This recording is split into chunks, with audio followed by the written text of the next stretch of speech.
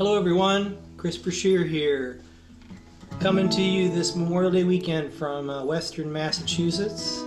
So I want to thank Pete Warnick for asking me to come sing this song for you today. It's good to be with you, and Memorial Day weekend is a special time.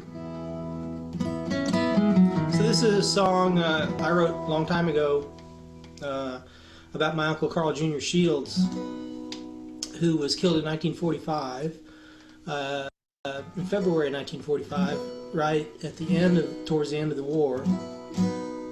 He was one of my mother's two older brothers, so there's a memory that's very strong still in our family, and this is what Memorial Day weekend's all about. We all have people that we think about, and living or dead, and this is called Lost Soldier's Son, and I'm going to give it to you warts and all.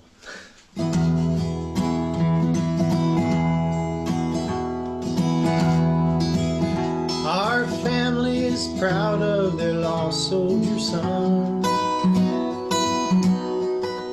not because they believe in the flag or gun. They miss him because they remember him well, so dearly for the day that he fell. All I knew was the pictures, some stories they told about young Carl Jr., that good-hearted boy. We had a connection, I'll tell it to you. He liked the good music now, just like I do. I see a kind face staring down from the wall every time that I pass through my grandparents' hall. It's almost reflection, his face so like mine. My Uncle Carl Jr. now in the Great Line.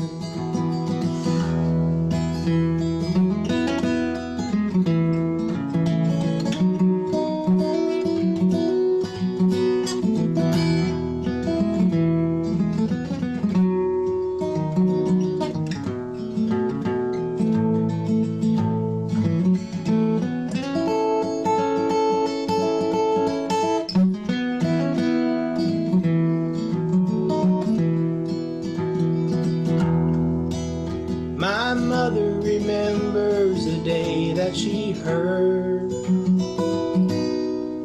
As she learned of her brother, she spoke not a word. A small yellow paper received on that day, it read, "Killed in action in France far away." They still love him dearly, it all seems so sad. Grandmother, grandfather, my mother and dad, they cherish the last things he won from afar. That one Purple Heart and the bright silver star. Now nothing can bring the boy back to the fold, but his precious memory ever lovingly hold. When the music is playing and we're all gathered there, our spirits rekindled, no more to despair. Our family is proud of their lost soldier son, not because they believe in the flag or gun.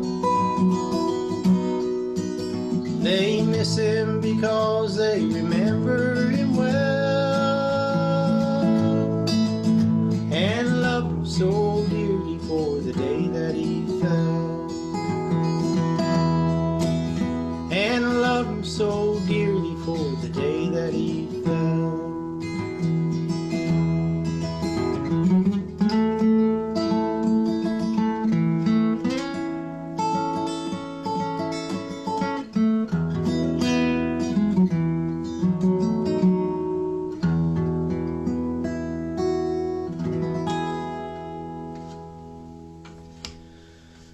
Hope you all have a safe and wonderful Memorial Day weekend. Thank you.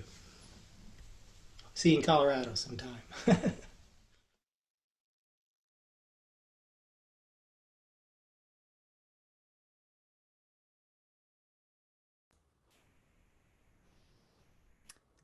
Good morning, everyone, and welcome to the Boulder Valley Unitarian Universalist Fellowship Zoom service. You found us at our new 10 a.m. time as well. Congratulations. And thanks to Pete for bringing Chris's music to us this morning. It was a real gift. Today we will complete our monthly theme of thresholds, by honoring those who gave their lives in service of this country. I'm Reverend Lydia Ferrante Roseberry. I'm the minister of this beautiful congregation, and I miss seeing you in person so much. Pete Wernick is joining me as our service associate today and bringing us music this morning. In addition to Chris, we have Tad Koryath and Emily Jaworski. And of course, without the following people who do the behind the scenes magic, so this is all possible, we would not be able to be here. And those are our tech ushers. Today we have Herb Axe, Dave Leonard, Don Price, and Mary Stackpole. Thank you so very much for all the seamless details that you manage. As we say our welcome words today, I invite you to shift into gallery mode if you haven't already done so, and scroll through the screens so you can experience the lovely diversity of this congregation, because without it and without you, there would be no us. You are welcome here today. In all the beauty of languages, cultures, skin tones, shapes, and sizes that come together in your uniqueness, you are welcome here. In all the ways you experience and express gender, you are welcome here. In the beauty that is who you love and how you love, you are welcome here. In all the ways you make your living and all the places you are from, you are welcome here. Christian, pagan, humanist, Jew, mystic, Muslim, excuse me, Buddhist, and Unitarian Universalist, with all the traditions that inform your spiritual life, you are welcome here today. Whether you are a first-time visitor or a long-time member, you are welcome here. And whether you come with laughter in your heart today or tears, we welcome you.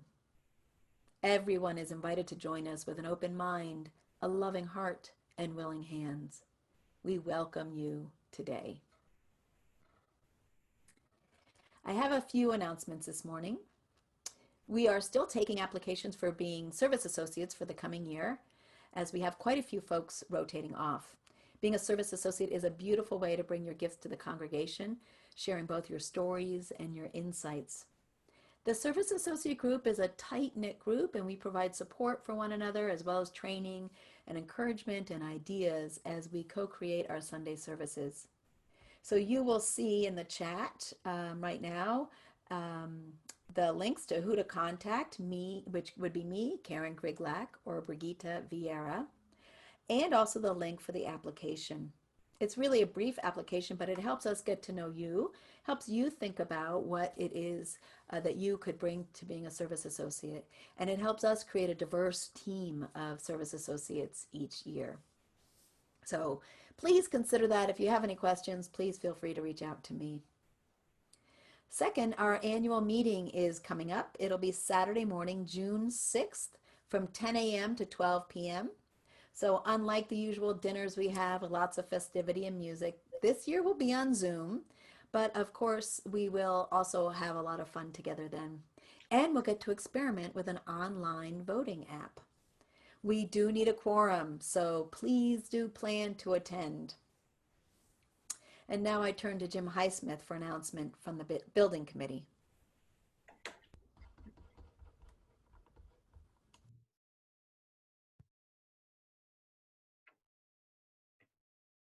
Good morning.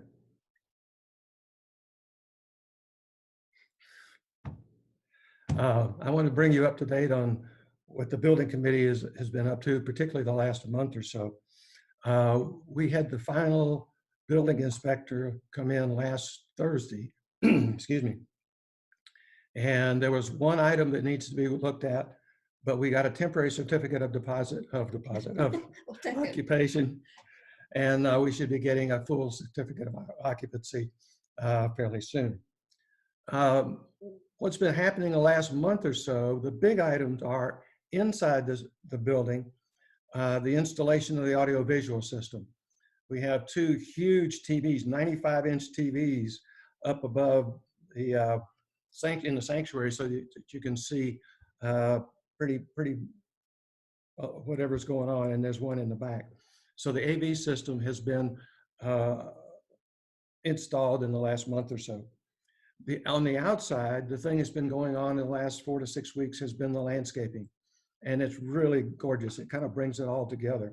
There's sod, there's about 100 shrubs, more than 100 shrubs, trees, grass has been seeded, so it really looks nice on the outside. A couple of other things that have gone on in the last month is we installed a keypad entry system into the sanctuary through the big into the building through the big doors. It's a very sophisticated system, and we're all learning how to use it. We've done training sessions for all the systems in the building, and our systems are a lot more complicated and sophisticated than they were before. So it's got a lot of people involved. Our sandstone sign in the front has been put up again. Our address has been added to it to comply with fire department codes, and it's been cleaned up. So it looks really nice. And last but not least is we have installed a new bike rack. Thank you.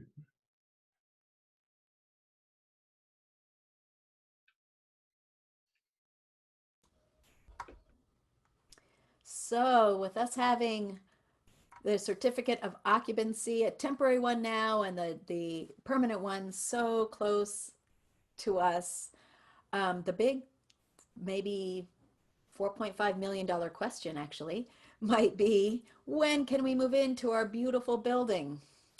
It is so ironic that we are in a time of pandemic right now when our building is complete after waiting so long and so much hard work. But we are determined to keep everybody safe, and so we're going to stay within the state orders. Mind you, I said state orders and not national orders. And for right now, what that means is that we will not be fully moving in. We're taking our time, phasing, and so even that the move-in process is safe for everybody.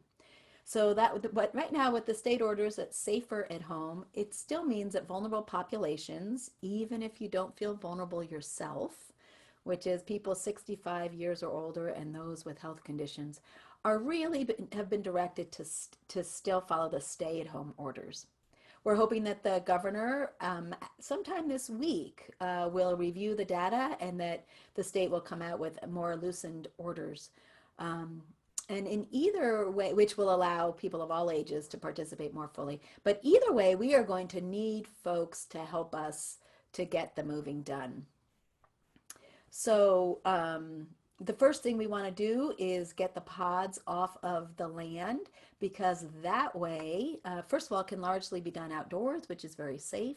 And unloading the pod means that we can remove them from our property and save some money, and begin to use that parking lot space for outdoor, socially, safely, physically distanced activities. So that's the first thing. And then the next thing we're going to want to do is have our staff be able to move into their offices so they can choose to work there if they wish. All of this will be done with the right protocols. We have incredibly talented people helping us think through what it means, not only for us to be a congregation together, but a congregation in the middle of such a big move.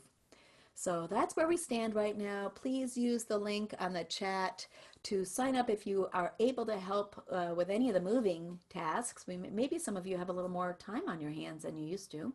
And that could include family groups as well, so you can bring your kids if that works for you and for them. And we'll get a schedule out as soon as we know a little bit more. And my goodness, thank you everybody for your patience and your hard work. I do want to welcome visitors and newcomers today. We are glad you found us and hope that even in this virtual community, you can experience the warmth and the love of this congregation. Every Sunday is different here, so please come back a few times to really get to know us. If you are new and want to stay connected, also please see the chat window for a link to our first-time visitors page or the email address to our office manager. And you can also check out the fellowship calendar and connection weeklies for opportunities, and the calendar is also linked. If this is one of your first visits and you would like to briefly introduce yourself, I invite you to use the raised hand control in the participants window to show us you would like to speak. And then Don Price, one of our tech ushers, will call on you and he will unmute your microphone. And then just tell us your name and the town you live in so we might better get to know you.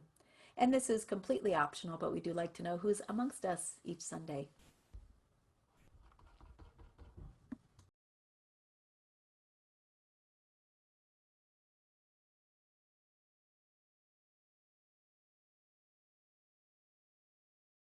Lydia, I do not see any visitors.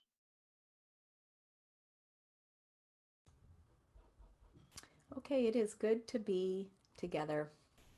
If you have a chalice at home, I invite you to light it with me.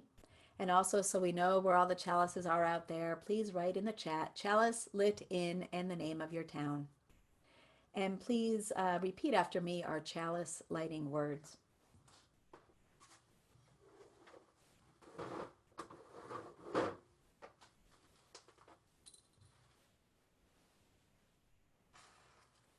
We light this chalice for the warmth of love, the light of truth, and the energy of action.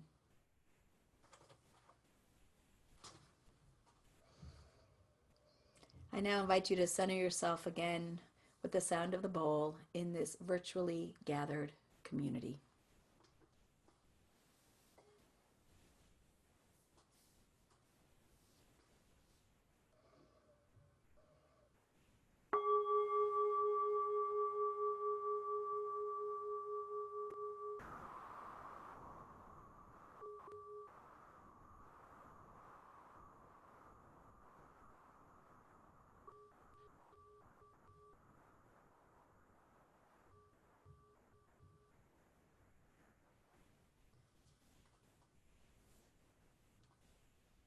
Nope. Where?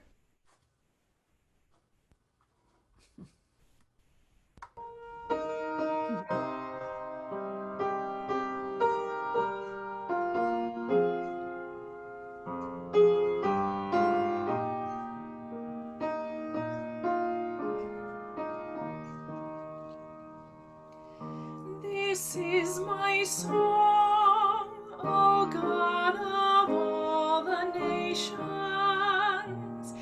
a song of peace for lands afar and mine. This is my home, the country where my heart is. Here are my hopes, my dreams, my holy shrine. But other hearts in other lands are beating with hopes and dreams as true and high as mine. My country's skies are bluer than the ocean,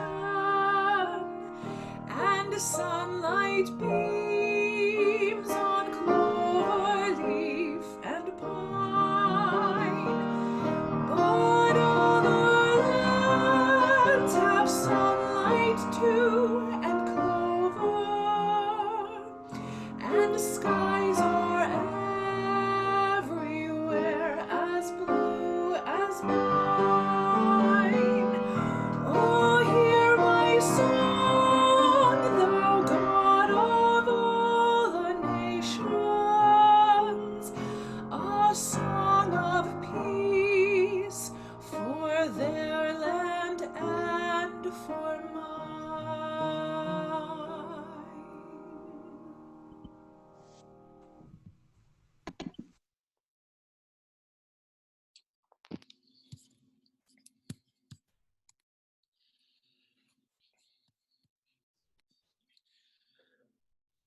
This piece is called Remembering Well by Reverend Paul Sawyer. The first time I ever played taps was at summer camp when I was 10 years old. That was the year I started playing trumpet, so I can only imagine how it sounded. I know that there was no way I could have hit the high note near the end. The first time I played taps in honor of those who died was in high school, when I was contacted by the local Legion commander. He asked if I would mind occasionally being called on to play taps at graveside services for veterans. I agreed. For the next couple of years, when there was a need, I would take my place with the Legion Honor Guard, wait for the 3 volleys of shots to ring out, and play the simple 24 notes of taps as clearly and as best I could. Each time, the Legion commander would quietly slip me a $10 bill, and that's about all that taps meant to me for a while. It was easy to do. It got me out of school, and I earned a little money. And then, one day, that changed. The man I was called upon to play for that day was the father of one of my Boy Scout leaders.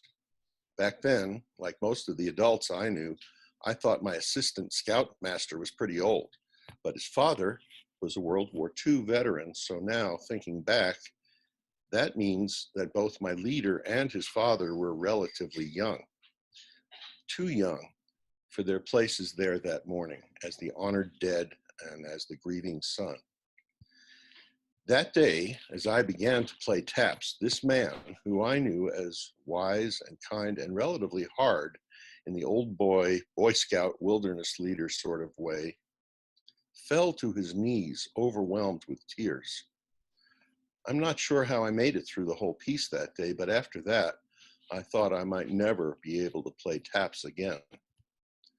Today, whether I'm playing it or hearing it, taps means something close to what it once meant, to the reasons for which it was written and originally used.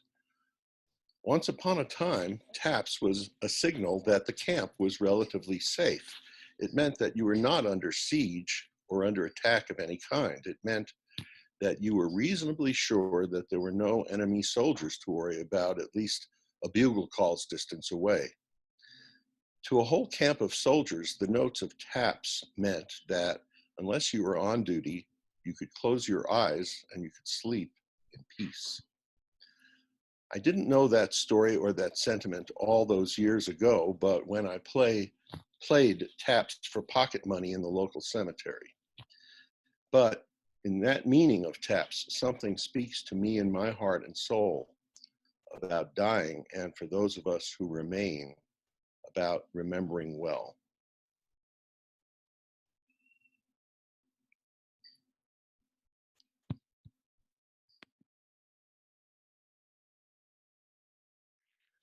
Memorial Day is the one day a year devoted to the memory of those departed, and especially of those who gave their lives in service to the country. I've not been in a war, but I've often thought about it. What would it be like to be in a war? The movies and documentaries I've seen give me some picture, but always in a dose of 2 hours or less, seen from a comfortable seat. What would it be like to actually be in that kind of danger? Many of us can recall times when we've been in danger and know how hard it is to be hit with fear. What if the fear were constant? Some of us have surely experienced that.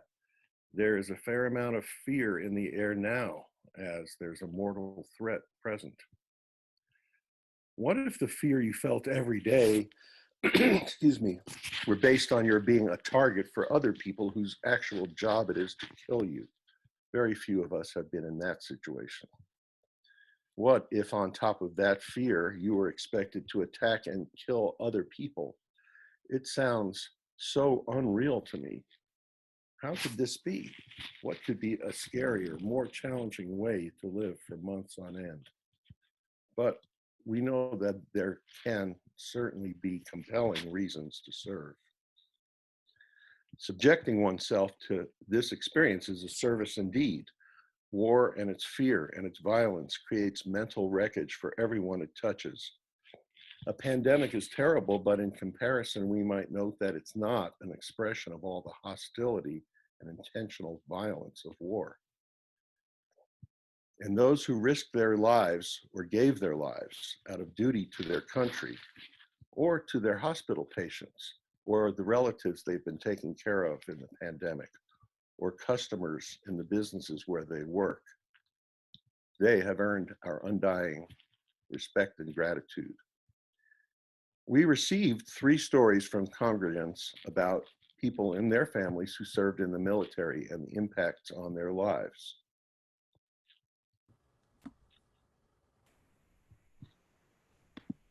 David Bumay wrote this story.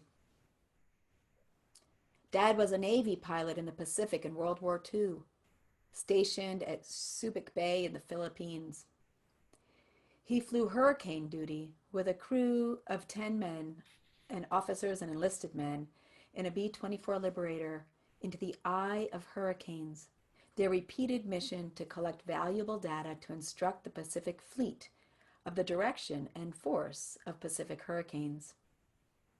The extremely long flights repeatedly strained the limits of fuel for the heavy bomber, and once, returning to Subic Bay from a 15-hour flight in the midst of a torrential rain and out of gas, the plane landed safely as jeeps were ordered to run up and down the runway with their lights on to guide the plane. The crew exited the plane and kissed the ground in relief and gratitude, and foam from churning waves was clearly visible on the belly of the aircraft. Every Memorial Day, I honor the bravery of that crew of Navy airmen. And Gail Everett will now share a story from her life.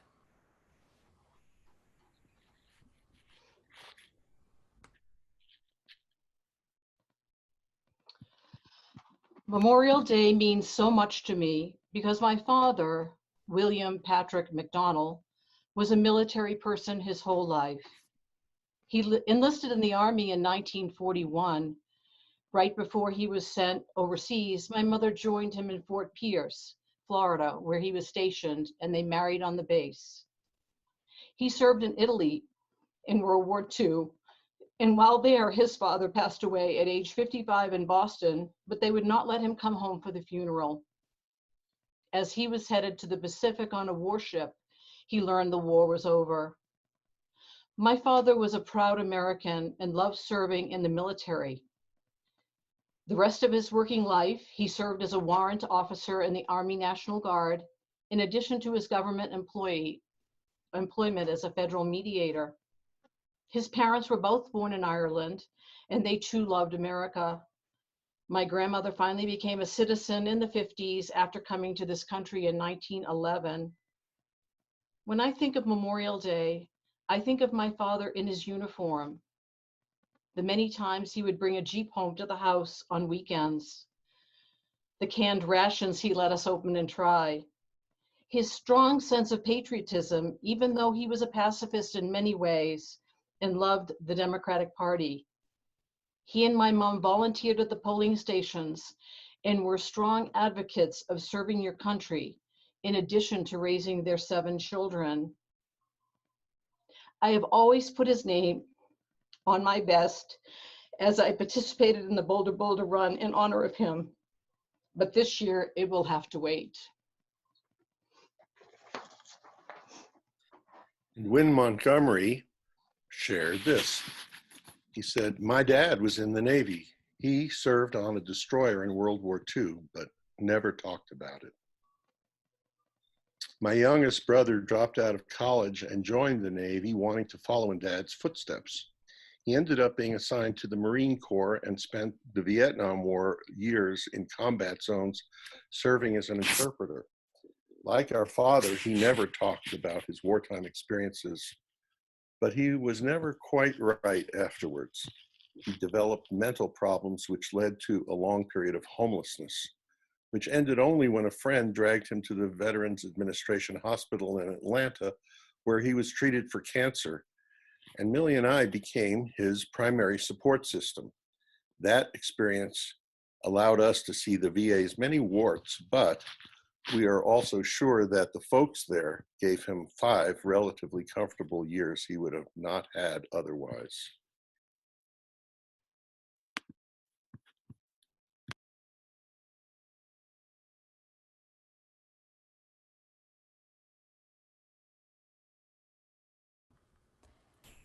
I don't have any veterans in my family who served in wars, although my father was enlisted during the Korean War. He stayed in Texas.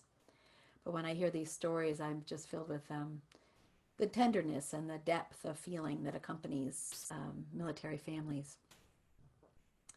It is our custom to practice generosity by giving half of our offering plate away each week. Today's half plate goes to the I Have a Dream Foundation of Boulder County in support of the Dreamer Sponsor class that we've sponsored, the Dreamer Scholar that we have sponsored.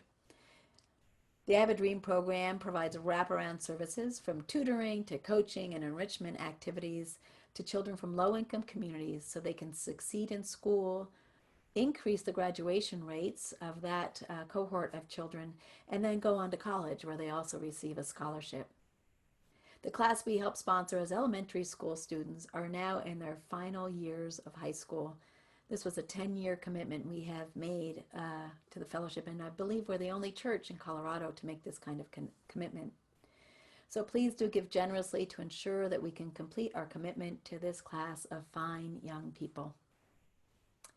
You may also use this time to write the name and a brief description of someone you'd like to memorialize on this Memorial Day weekend. You can just put that in the chat if you like.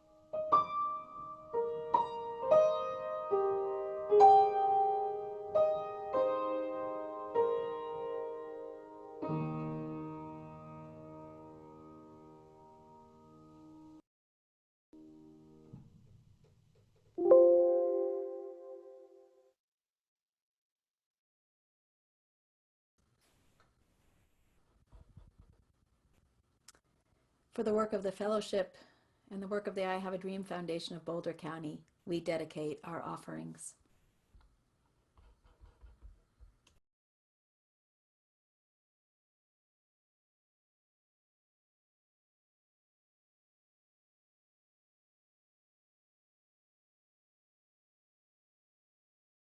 You I give, together we share, and from this we live.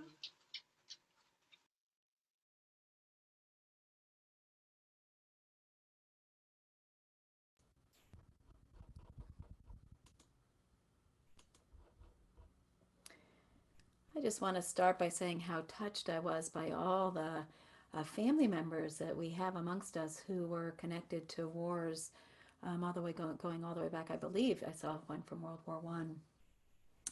I actually had no idea it was so touching. It was such an important day, or important in so many lives here. The Civil War claimed more lives than both World Wars, Korea and Vietnam combined. So much so that the first national cemeteries were established to accommodate this massive loss of life. Imagine the Civil War claimed 750,000 people, about 2.5% of the population. That would be the equivalent of 8 million people today. It's hard to even fathom, isn't it? Today I just read in the news that we've passed 100,000 coronavirus deaths, which feels huge, and the amount of grief that is kind of lingering in our own collective psyches is palpable. And yet imagine 8 million people and dying, as Pete said, from war, where it's strife, people against people. So by the late 1860s, Americans in various towns had begun holding springtime tributes to their fallen soldiers by decorating their graves with flags and flowers. On May 30th, 1868, General John A. Logan was a leader of an organization called the Northern Civil War Veterans. He organized the first National Decoration Day, which was a nationwide day of remembrance for people to decorate graves for Civil War casualties. By 1890, many northern states had made Decoration Day a state holiday. And in 1966, the federal government declared Waterloo, New York, as the birthplace for Memorial Day, as it came to be called by them. And they noted that the city first celebrated that day on May 5th, 1866. But today I want to lift up for you a piece of forgotten history, and yet another example of how Black history has been erased from our culture. In 1996, 30 years after this declaration of Waterloo, New York as the birthplace of Memorial Day, Professor David Blight of Yale University, he was an American history professor, he made a discovery while looking through a box of papers of unsorted material at the Harvard Library. In a file labeled, quote, First Decoration Day, he found a handwritten narrative from a veteran, which he later corroborated with an article from the New York Tribune. He found the lost story of what appears to be the earliest Memorial Day ceremony, which was held by freed slaves in Charleston, South Carolina. In the late stages of the Civil War, the Confederate Army transformed the Washington Race Course and Country Club into a makeshift prison for Union captives. More than 260 Union soldiers died there from disease and exposure while being held in the racetrack's open-air field. Their bodies were hastily buried in a mass grave behind the grandstands. When the city of Charleston fell and Confederate troops evacuated the city, free slaves remained. And one of the first things those emancipated men and women did was to give the fallen Union prisoners a proper burial. They exhumed the mass grave and reinterred the bodies in a new cemetery, and it is inscribed with the words "Martyrs of the Race Course." which is where they had been. And then on May 1st in 1865, something even more extraordinary happened. A crowd of 10,000 people, mostly freed slaves with some white missionaries, staged a parade around that racetrack. 3,000 black school children carried bouquets of flowers, and members of the famed 54th Massachusetts and other black Union regiments were in attendance. Black ministers recited verses from the Bible. It was just a beautiful testimony to the need, our need to honor the dead. And it was the first, then, official Memorial Day celebration for Civil War. The impulse to honor our dead, even those we do not know, is as ancient as human life itself. Tributes, ceremonies, and rituals that help provide closure are especially important when the death is as complex as a military death. While most deaths that happen are private and personal, war deaths have a very public dimension, which can complicate a grief process. Family members of those who die in service may experience feelings of cognitive dissonance. They might feel immense pride for their loved ones who have made what we often call the ultimate sacrifice. And yet they also may be conflicted with their own deep feelings of despair or grief. And then, depending upon the circumstance of the death, there could be anger at the military for either unintentional accidents, suicide, friendly fire, or even about the politics of the engagement of military combat.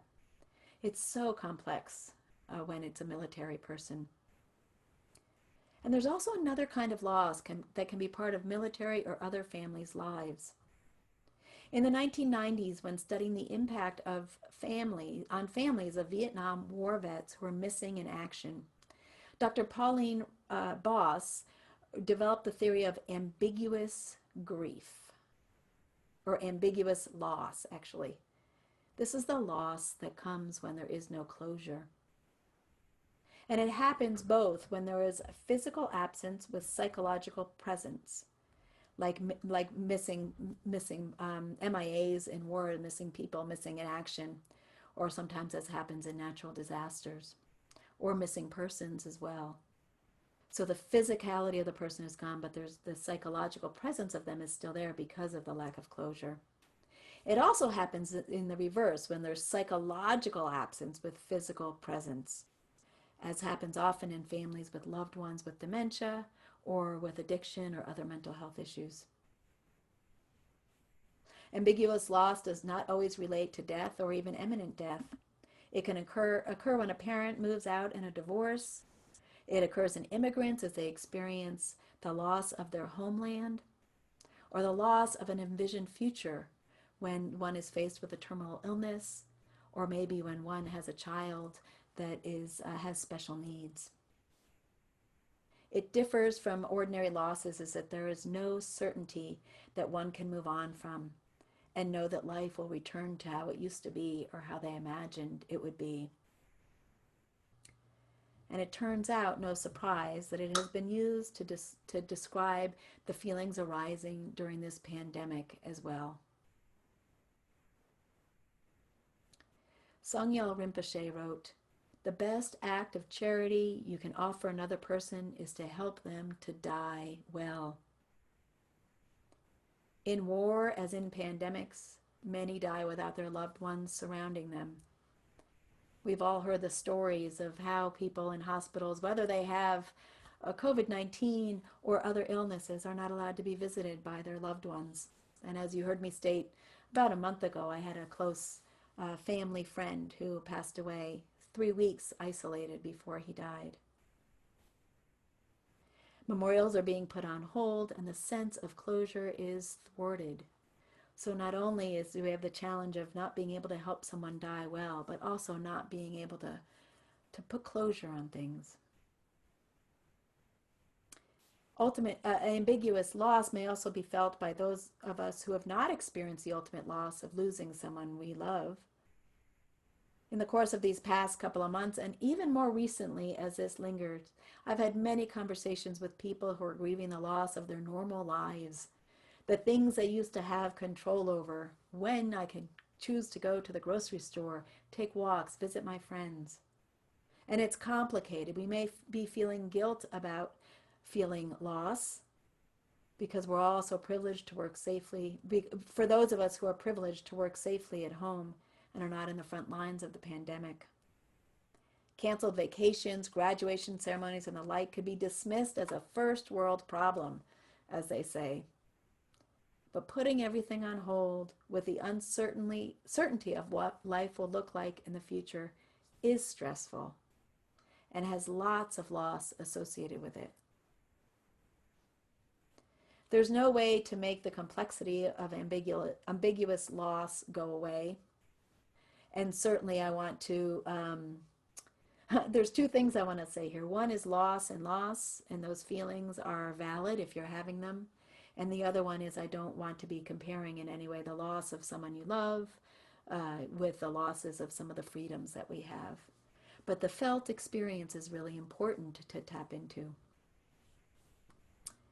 So what we are suggested to do is just to be able to name it, to recognize the feelings of stress due to this time of great ambiguity, and the innumerable, impalpable losses of what we once considered normal.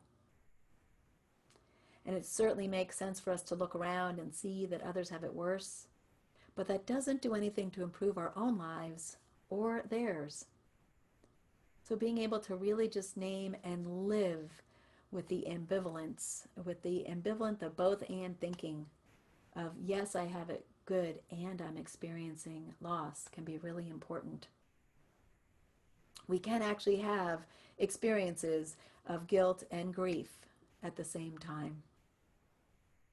And who's to say our lives are supposed to be some kind of integrated whole? And then the other thing to do is to look to see what's happening now and where you have that control, what has value and what helps you feel resilient.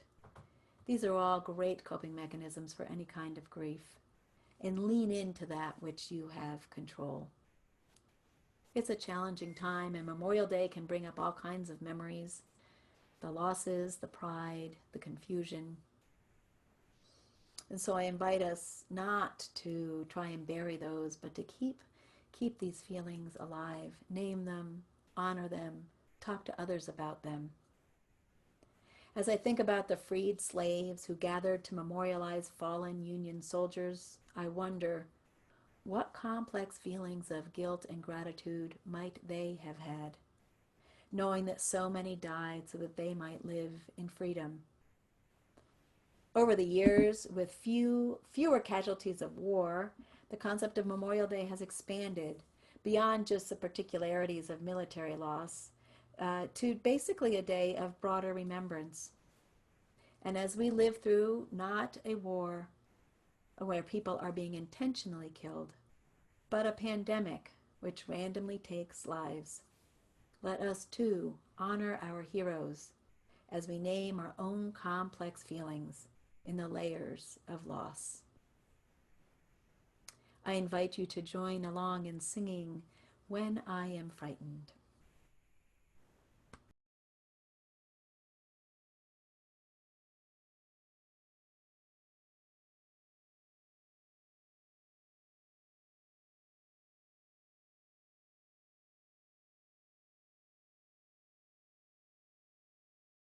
You reassure me when I'm uncertain. Will you hold my hand?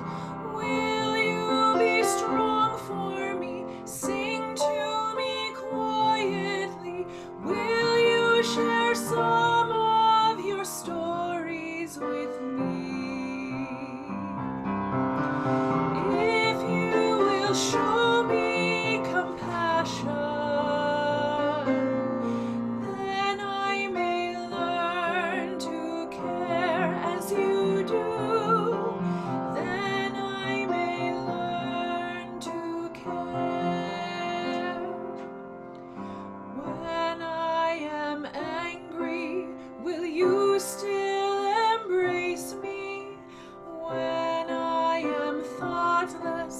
Will you understand?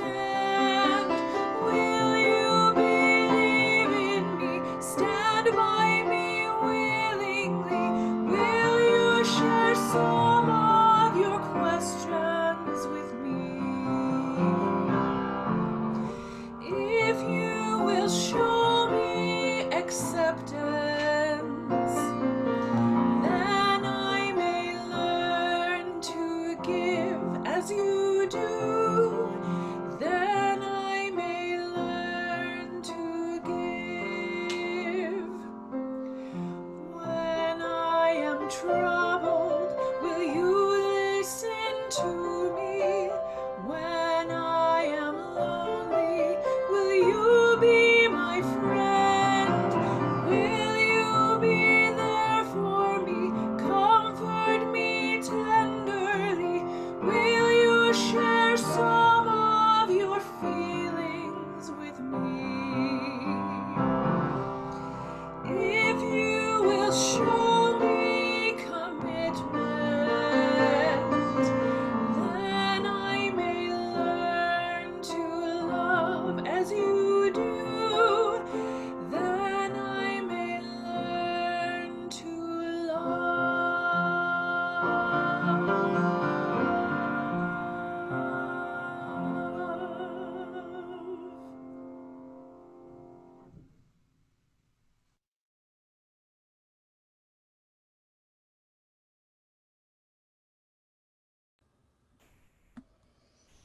We've now come to our time of sacred sharing.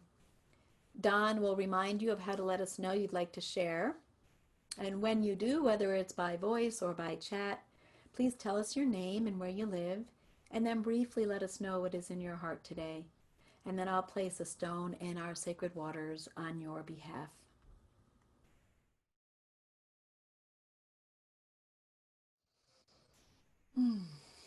That time when we are together like this, even virtually, is always so meaningful. And to know that so many things are in your hearts and souls that we share together. You can share with us. I'm going to put one last stone in for all of those joys and concerns that remain in the silent sanctuary of your hearts, knowing that even in our silence, we are bound together in the web of life.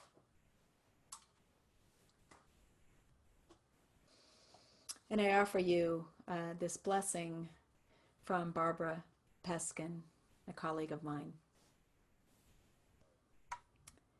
Bless the poets and those who mourn.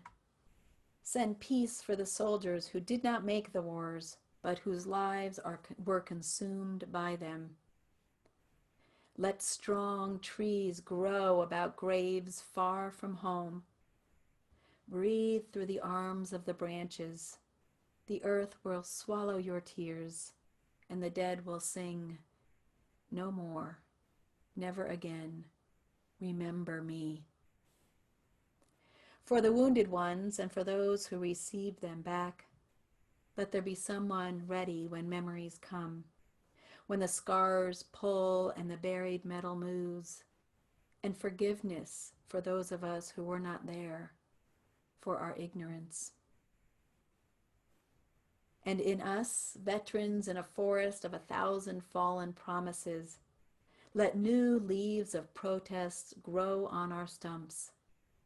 Give us courage to answer the cry of humanity's pain. And with our bare hands, out of full hearts, and with all of our intelligence, let us create peace. Beloveds, may there be peace in your hearts and souls as well. For all the things that you are carrying, may you find a way to unburden them. May the earth heal you. May your companionship, even on Zoom and by phone, may that also be a blessing to you. And may this community continue to be a place where all of us can find solace and joy. Blessed be.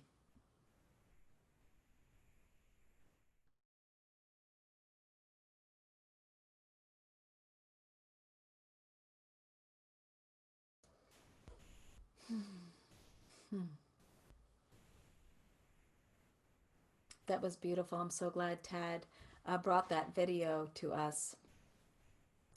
Our chalice is out already, so this is a good time to tell you that I've used the last of the isopropyl alcohol that lights our chalice, and I just cannot bring myself to buy it anymore because it is an essential disinfectant.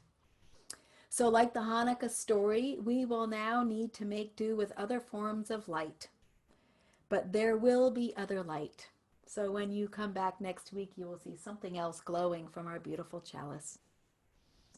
And do repeat after me anyway as we extinguish our chalice as a way to end our time together. We extinguish this chalice, but not the warmth of love, the light of truth, nor the energy of action. These we carry in our hearts until we meet again. May you be well, and may you stay well. Blessed be.